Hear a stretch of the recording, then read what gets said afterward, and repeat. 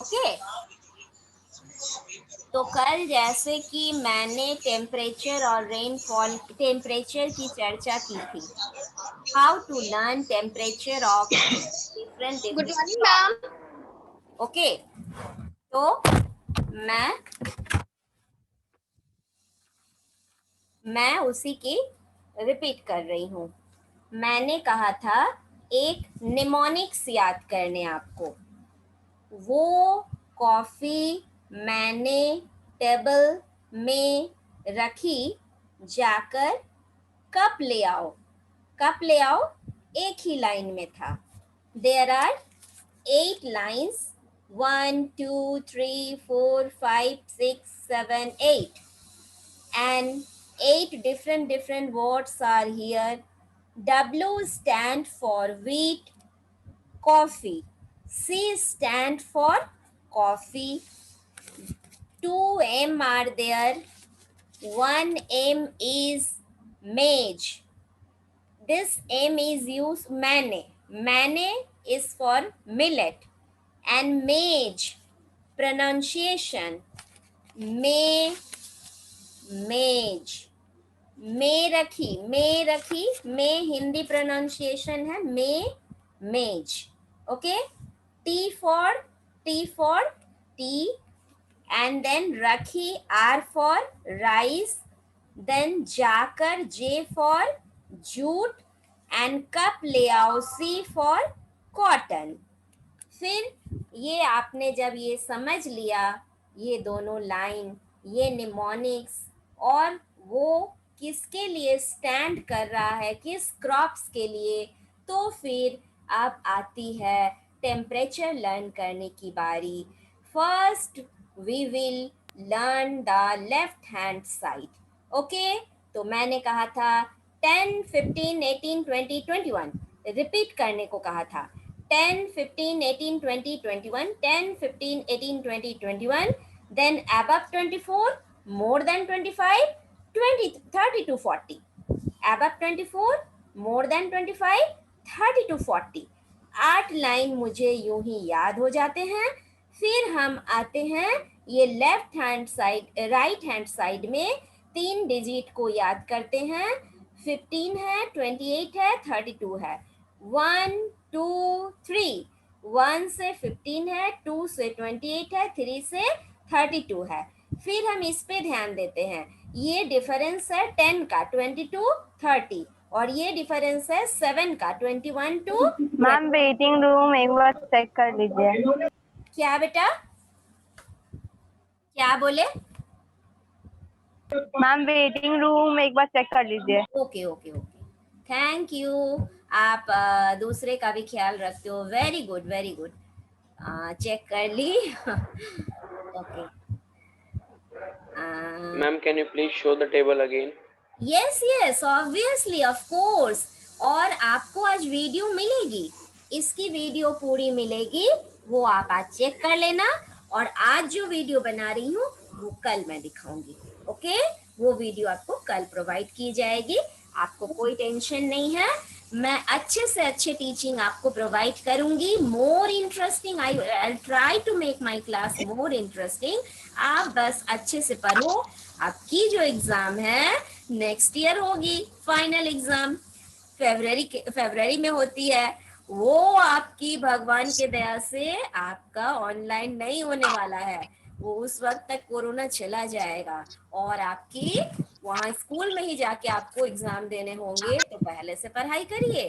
Okay, चलिए। तो ये मैं टेबल दिखा रही हूँ, आपको लिखने की कोई जरूरत नहीं है, ऐसे पढ़िए कि लर्न हो जाए। मैं इस टेबल को बोलती हूँ, लाइन गिनो। वो कॉफी मैंने टेबल में रखी, जाकर कप ले आओ। How many lines are here? 5 and 3? 8. Okay. वो W is for wheat. Coffee is for coffee. मैंने मिलेट। मैंने मिलेट, गड़बड़ नहीं, गड़बड़ नहीं, प्रोनाउंसिएशन सेम होना चाहिए था ना मेज के लिए, है ना। मैंने मिलेट, वो कॉफी मैंने, टेबल टी, मेज मेज, ओके। रखी राइस, जाकर जूट, कप ले आओ कॉटन, कप ले आओ कॉटन, ओके। अब left hand side, left hand side में मैंने क्या बोला था, 10, 15, 21,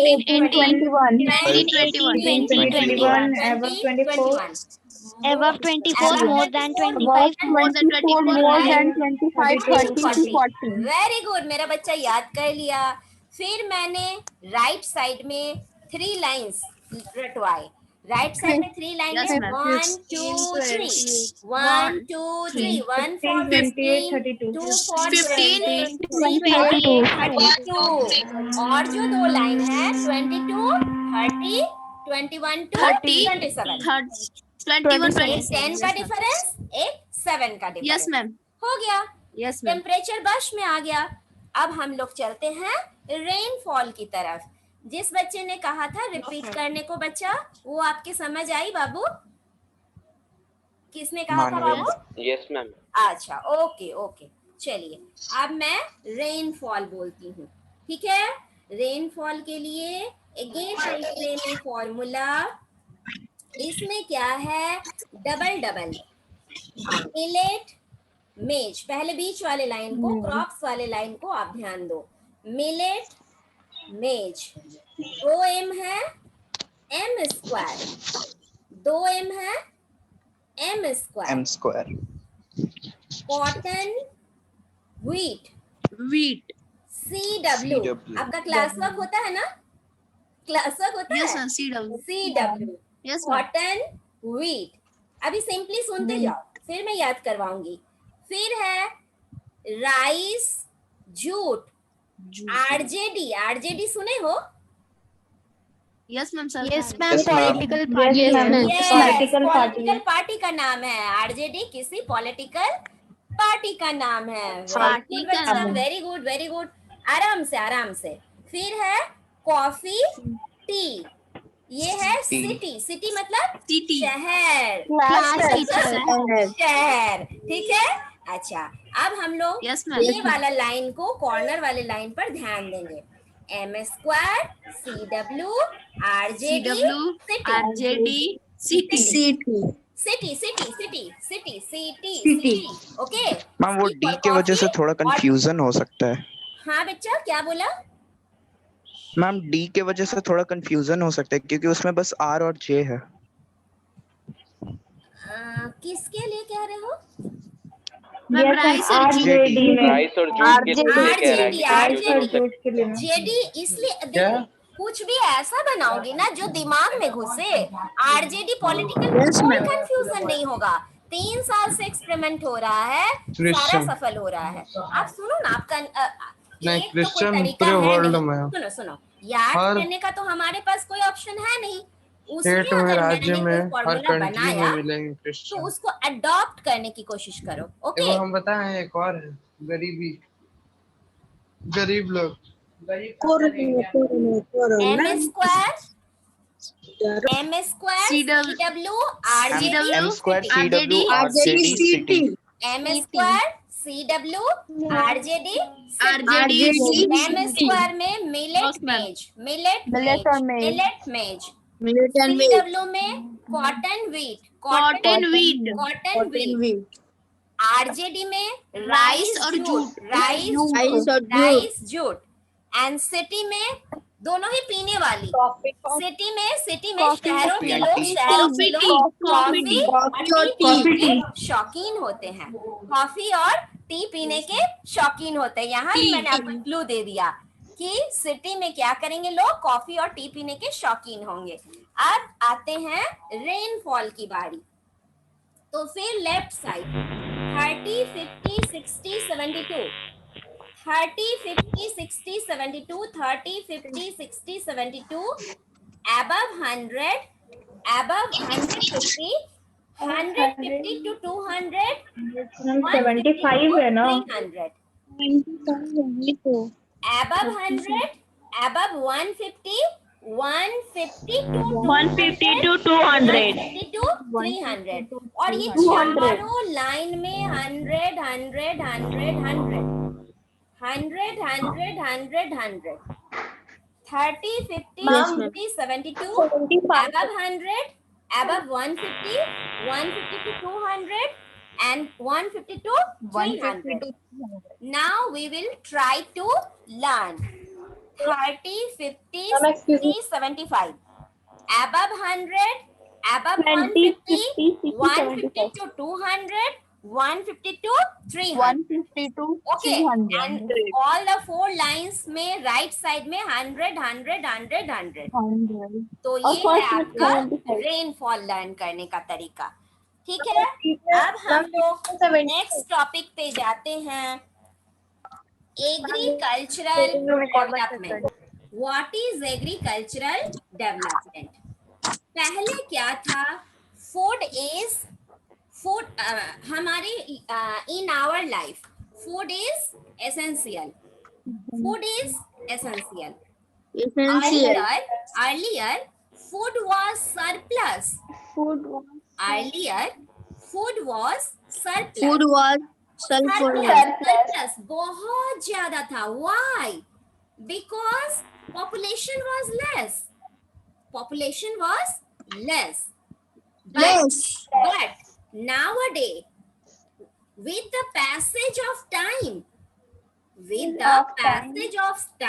समय के साथ, ड्यू टू पॉपुलेशन एक्सप्लॉइजन, अब क्या हो गया? Population explosion, more food require. We need more food. Okay, और क्या हुआ? Pressure increase on land. Pressure increase on land. Farmers के जीवन में आया प्रेशर कि और प्रोडक्शन को how we can grow more, how this plant give more yield, surplus production to fulfill the necessity of all the people. उसके लिए क्या हुआ? तो फिर situation compelled the people to develop new technique, new technology. This situation compelled means force the people to develop new technique, and farmers then started using. Farmer अब क्या use करने लगे? HYV seeds. What is the meaning of HYV seeds? High yield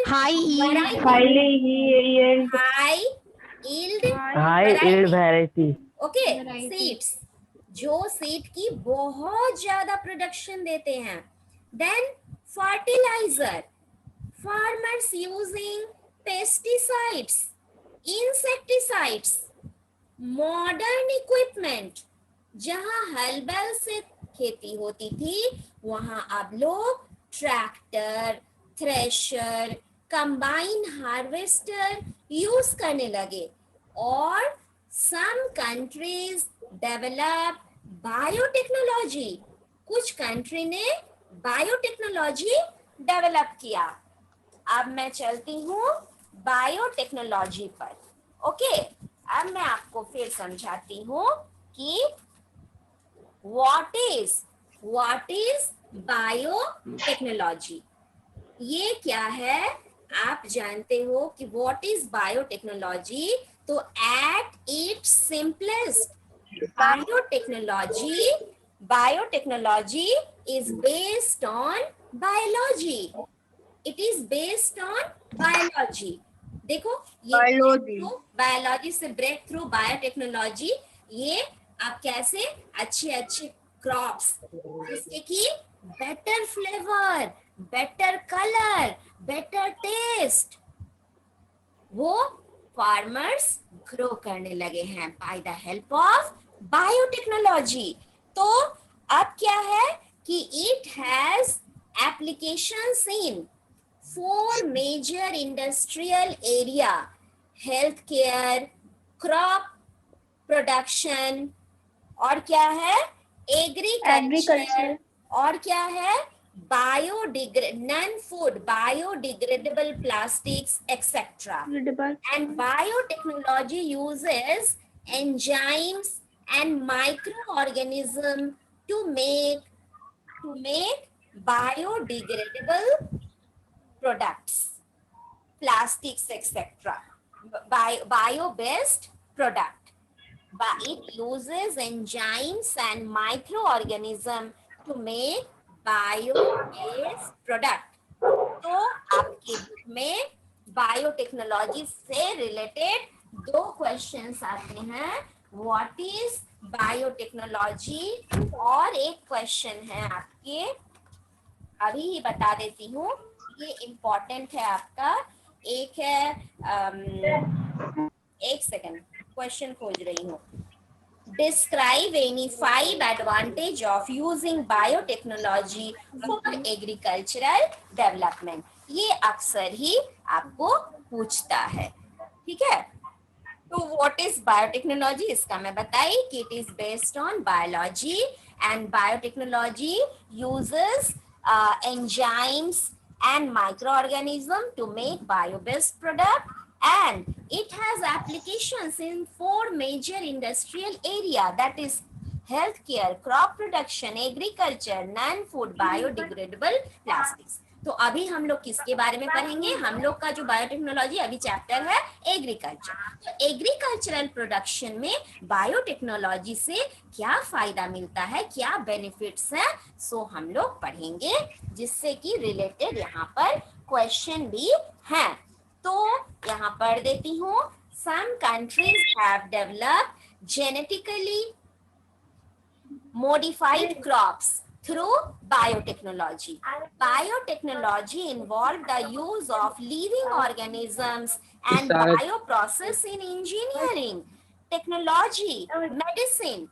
It also covers genetic engineering, cell and tissue, culture technologies, manufacture of drugs, environmental management, etc. In this, the higher yield is produced. Higher yield means production. बहुत ज्यादा production होता है, और क्या होता है, introduced by higher yield. कैसे, तो इंट्रोड्यूस्ड बाय फॉरेन जीन्स। आप जानते हो हमारे शरीर में भी जीन है, जो जीन मम्मी पापा के जो क्वालिटीज हैं, आइदर पॉजिटिव और नेगेटिव, आइदर गुड और बैड, कोई भी क्वालिटी वो उनके शरीर से हमारे शरीर में आते हैं, फिर हमारे शरीर से हमारे बच्चे। तो ये फॉरेन जीन्स से वो उसकी अच्छाई लेकर ये क्रॉप्स बनते हैं, और from different species, अलग अलग species, it has more nutritional value. देखो फायदे गिना रहे हैं, it has more nutritional value, better flavor and color in food. The use of genetically modified crop is still limited. अभी इसके use limited है. Scientists believe that genetically modified crops can help the environment by reducing the problem of pesticide. ये pesticide जो डालते हैं वो हमारे शरीर के लिए फायदेमंद नहीं है, मगर अगर ना डालो तो फिर कीड़े लग जाते हैं, बहुत लॉस होता है गरीब किसानों को। तो इस बायोटेक्नोलॉजी से ये रिड्यूस करता है the problem by using the problem of pesticide. Critics, but हर चीज के क्रिटिक्स होते हैं, हर चीज में क्रिटिसाइज होता है, तो critics of biotechnology are worried about the adverse effect of genetically modified crops on environment. उनका कहना है कि ये एनवायरनमेंट पर इसका खराब असर भी पड़ सकता है। तो गॉड नोज क्या होता है, हमें जो बताए गए हैं, हम इसके 5 और 4 एडवांटेज जो गिनाए गए हैं सो हम पढ़ेंगे। अगर क्रिटिक्स के लिए पूछा गया तो वो ये एक लाइन में हम लोग उसको कंक्लूड करेंगे। अंडरस्टूड? अच्छा, अब है in developing country manual labour. अच्छा, अब जो है ये लास्ट पेज में मैंने बीच में एक पेज छोड़ा है, सो भी मैं बता दूंगी। फिलहाल ये लास्ट पेज को पढ़ती हूँ। A comparative study of agricultural farm in USA and India। आपने चैप्टर 3 में, चैप्टर 3 में आपने इंटेंसिव और एक्सटेंसिव एग्रीकल्चर पढ़ा था ना? इंटेंसिव और नो पढ़ा मैम। था या नहीं पढ़ा था? मुझे तो लग रहा है पढ़े थे। ओ सॉरी, इसी चैप्टर में है, इसी चैप्टर में टाइप्स ऑफ एग्रीकल्चर। तो लास्ट पेज ना पढ़ाकर पहले टाइप्स ऑफ एग्रीकल्चर ही पढ़ा देती हूँ, अदरवाइज फिर आप लास्ट पेज को नहीं समझ सकोगे। तो टाइप्स ऑफ एग्रीकल्चर इसमें है, there are 2 types of agriculture, subsistence agriculture and commercial agriculture. Subsistence का मतलब ना भी समझो तो कमर्शियल का मतलब तो समझ पा रहे होगे। क्या आपको समझ आती है? कमर्शियल वर्ड कभी सुने हो? कमर्शियल कॉम्प्लेक्स, कमर्शियल एरियाज, समझ में आता है? यस है ना? है ना? मीन्स Yes, कि ma'am.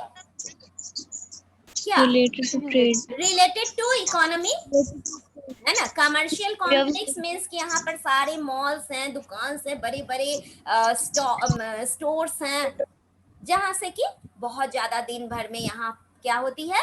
Selling, purchasing, earning money, है ना? बोली तो पहले इकोनॉमी से रिलेटेड। तो कमर्शियल क्रॉप्स किसान क्यों उगाते मैम, हैं? व्यवसाय। Why farmer use commercial crops? Because to sell it in the market।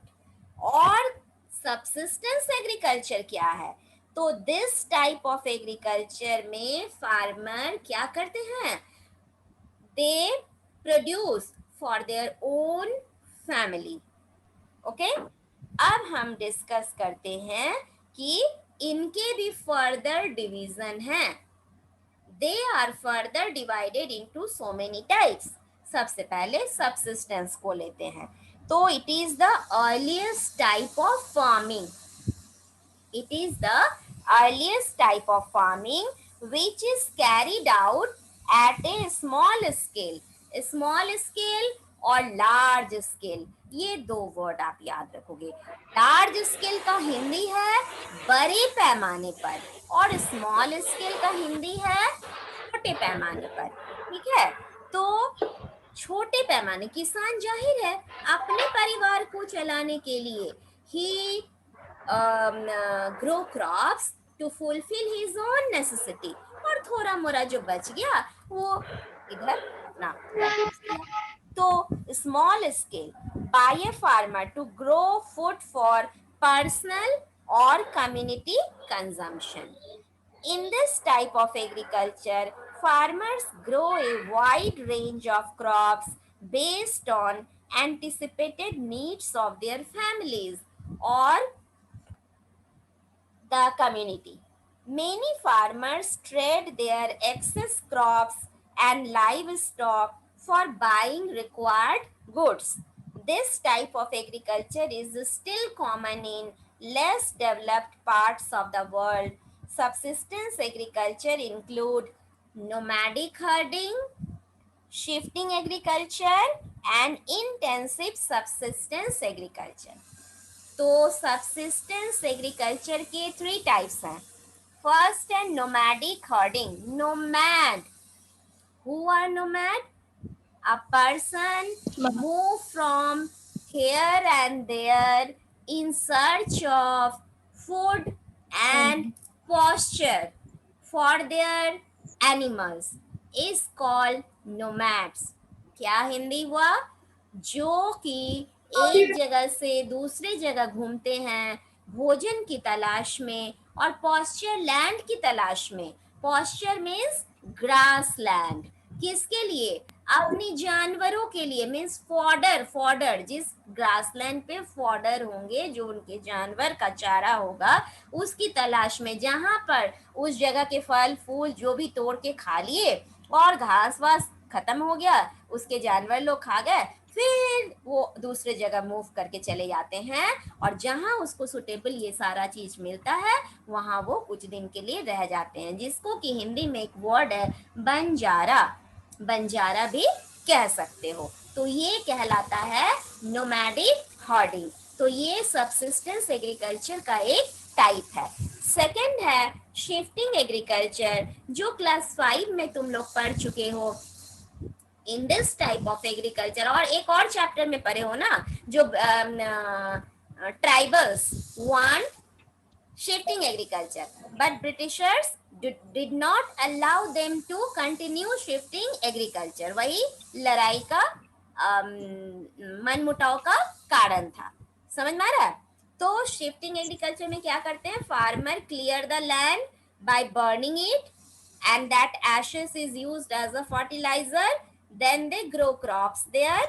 After 2 or 3 years they move to another place and repeat the same process. This shifting of one place to another place and growing crops is known as shifting agriculture। अब है third type के agriculture, subsistence agriculture, that is intensive subsistence agriculture. Intensive में आप intensive आई किस word किस letter से use start हो रहा है ये word, I, I for intensive. और आई फॉर क्या होता है हमारा, कुछ होता है I for India. India. India. किसने कहा, किसने कहा, किसने कहा, नाम भी तो बताओ। हाँ कृतिर, okay, I for India.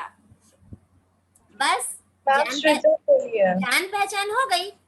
India में कैसी खेती होती है, इंटेंसिव एग्रीकल्चर। अब बस इंडिया को इमेजिन करो, ये फिर एक अपर्णा मैम का ट्रिक है, लर्न कैसे किया जाता है। I for India, I for intensive. India is a densely populated place. India ये कैसा कंट्री है, डेवलपिंग कंट्री है।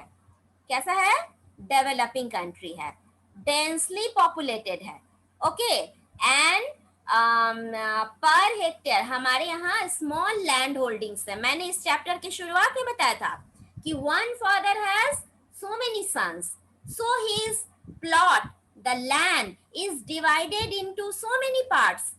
सो in India there is no big land holdings, small land holdings, small land holdings। समझ में आ रहा है। तो इंडिया में मैंने क्या 3 चीज गिनाया, एक है कि डेवलपिंग कंट्री, दूसरा बताई डेंसली पॉपुलेटेड, तीसरा बताई स्मॉल लैंड होल्डिंग। अब इसका कनेक्शन जोड़ती हूँ इंटेंसिव एग्रीकल्चर से। In intensive agriculture is practiced, कौन सा वर्ड यूज करोगे, practiced। Intensive agriculture practiced in developing country। Intensive agriculture practiced in developing country। Next second point बोलोगे, it is practiced in densely populated area। Land holdings are small, farmer use modern methods, but per hectare, यहाँ पर yield में 2 line बोलोगे, per hectare yield is high but total production is less। per hectare yield is high but total production is less। ठीक है, और क्या है और बताती हूँ। इंटेंसिव एग्रीकल्चर में कौन कौन कंट्री इसको यूज कर रहे हैं, country like China, India, Japan, Malaysia, Korea, Philippines and Taiwan have adopted improved system of intensive agriculture. ठीक है, और यहाँ पर क्या है, तो मल्टीपल क्रॉपिंग है, मल्टीपल क्रॉपिंग है, कई क्रॉप्स हम लोग ग्रो करते हैं। Heavy use of manual labour, हमारे यहाँ मैनुअल लेबर ज्यादा यूज होता है और but a little use of farm machinery and variety of manners and fertilizer. During recent decades, intensive agriculture has registered a significant improvement due to mechanization and use of improved seeds and fertilizer. अभी बताई थी कि farmers are now using HYV seeds, high yield variety seeds. तो अब इसमें क्या हो गया है, improved seeds और fertilizer की वजह से प्रोडक्शन